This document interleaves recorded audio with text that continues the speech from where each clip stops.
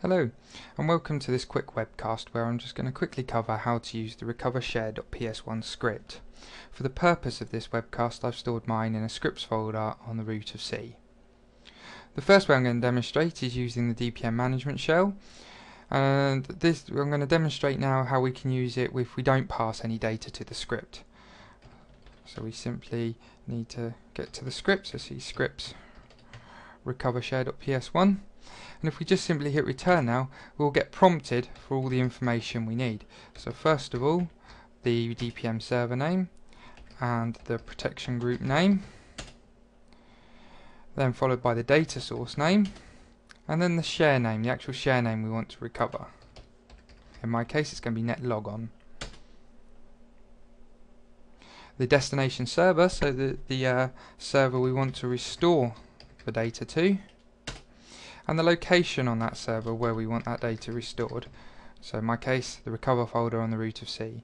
Once you hit return, it will go off and get that recovery point, the latest recovery point for that share, and restore it.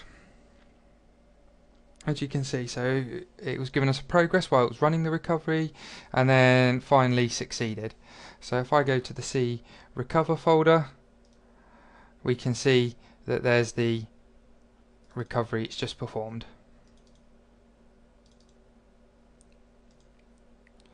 If you want to automate this process, so you want it to be scripted every day because you want to restore, say, live data into a test environment, you can simply pass the data to the script. So we do C scripts recovershare.ps1 again, and we can simply do DPM server name and pass all the information. So we do the same for protection group,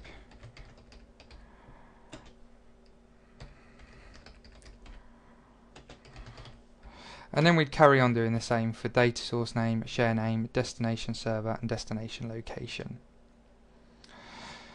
If you want an example of how to do that, simply run the recovershare.ps1 and do -detailed, and it will give you an example of how to use the script.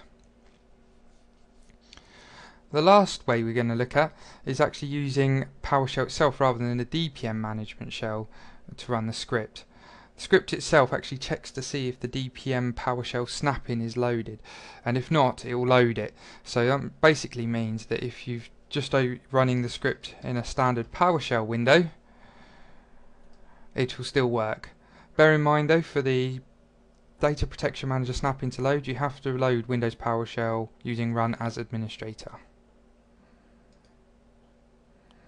Okay, so now we have our PowerShell window, and again I can simply go to C scripts and then recovershare.ps1, hit return as we did previously, and again it works in exactly the same way.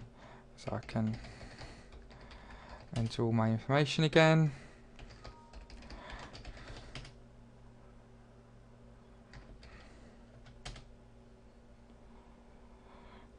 Share name of netlogon,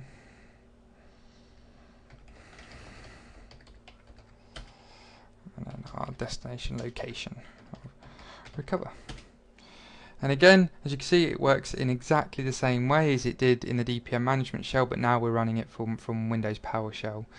This means the script can be slightly altered and placed into products like System Center Operations Manager, so you can create tasks to restore your shares or your share data sources.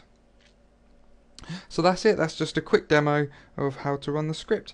Hope you all find it helpful.